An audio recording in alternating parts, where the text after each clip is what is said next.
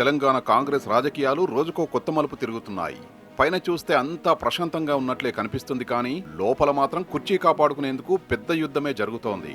ఈ రాజకీయ చదరంగంలో సీఎం రేవంత్ రెడ్డి వేస్తోన్న అడుగులు కేవలం సాధారణ నాయకత్వ గొడవలా, లేక సొంత పార్టీలోని బలమైన బీసీ నాయకత్వాన్ని వ్యూహాత్మకంగా తొక్కేసే పక్కా ప్లానా అనే చర్చ ఇప్పుడు రాష్ట్ర వ్యాప్తంగా జరుగుతుంది.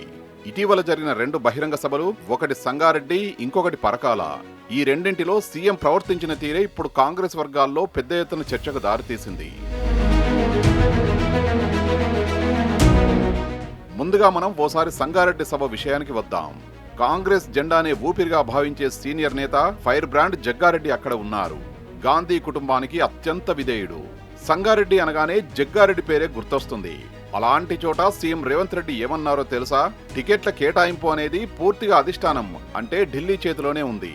మనం ఏం కావాలన్నా సరే ప్రతి విషయానికి లక్షలు ఖర్చు పెట్టి ఢిల్లీకి వెళ్లి డీల్ చేసుకోవాలన్నారు. సరే, కాంగ్రెస్ రాజ్యాంగం ప్రకారం అధిష్టానమే నిర్ణయిస్తుంది కాబట్టి అది సరైనదే అనుకుందాం.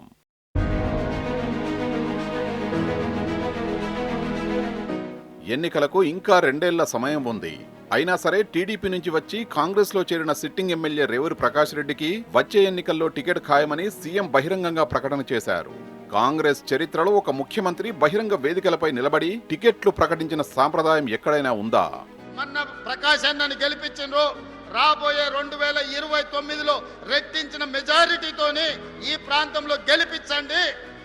ఆ పక్కన ఉమ్మడి ఏపీలో వైఎస్ రాజశేఖర రెడ్డి లాంటి శక్తివంతమైన నేత కూడా ఎప్పుడూ ఇలాంటి సాహసం చేయలేదు.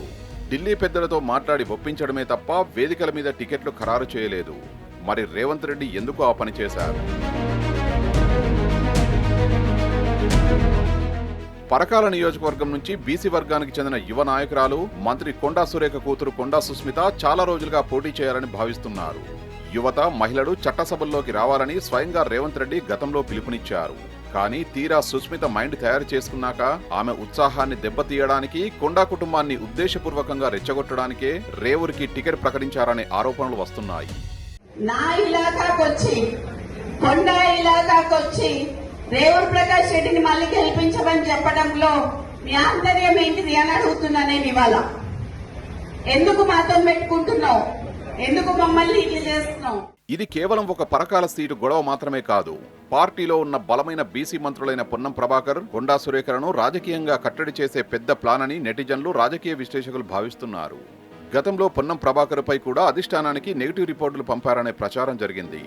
అది వర్కౌట్ కాకపోవడంతో ఇప్పుడు ప్లాన్ బి అమల్లోకి తెచ్చారనే వ్యాఖ్యలు వినిపిస్తున్నాయి.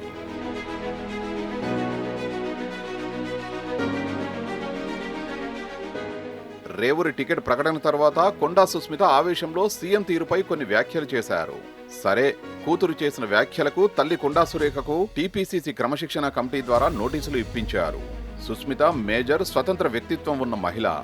అయినా సరే సురేఖను మంత్రి పదవి నుంచి తొలగించాలంటూ ఒక వర్గం తీవ్ర ఒత్తిడి తెచ్చింది. ఇక్కడ మనం ఒక ముఖ్యమైన ప్రశ్న అడగాలి. మరి ఇదే సూత్రం మిగతా నాయకులకు వర్తిస్తుందా అని.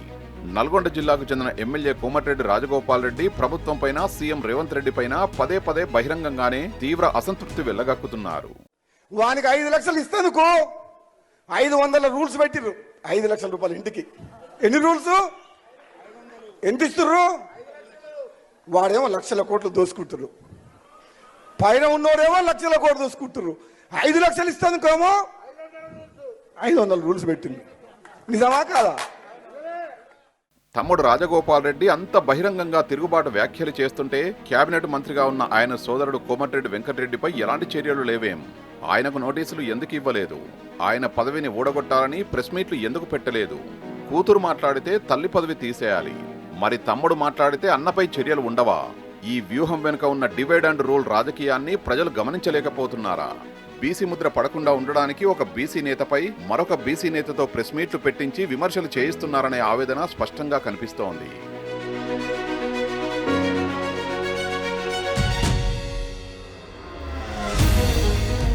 నిజానికి కాంగ్రెస్ పాలకులపై అసమ్మతి స్వరం వినిపిస్తోంది. ఒక్క కొండా సురేఖ కుటుంబం మాత్రమే కాదు. నల్గొండ, మహబూబ్ నగర్ జిల్లాలకు చెందిన రెడ్డి సామాజిక వర్గానికి చెందిన సీనియర్ నేతలు, ఎమ్మెల్యే అనిరుద్ రెడ్డి, చిన్నారెడ్డి, మేఘారెడ్డి వంటి వారు బహిరంగంగానే అధికారుల తీరుపై, నిధుల విడుదలపై అసంతృప్తి వ్యక్తం చేశారు. కాంగ్రెస్ లో ఎందుకున్నామనే బాధ వారిలో ఉంది. మరి ఆ బలమైన రెడ్డి నేతల్ని ఏమీ చేయలేక చేతులెత్తేసిన ప్రభుత్వం సందు దొరికినప్పుడల్లా బీసీ నేతలని ఎందుకు టార్గెట్ చేస్తోంది? దేవాదాయ శాఖ మంత్రిగా ఉన్న కొండా సురేఖకు కనీసం సమాచారం ఇవ్వకుండానే యాదగిరిగుట్ట బోర్డు కమిటీని వేశారు. ఆమె శాఖ పరిధిలోకి వేరే నాయకులు వచ్చి సమీక్షలు నిర్వహించినా ఫైళ్లను అడ్డుకున్నా ఆమె ఓర్చుకున్నారు.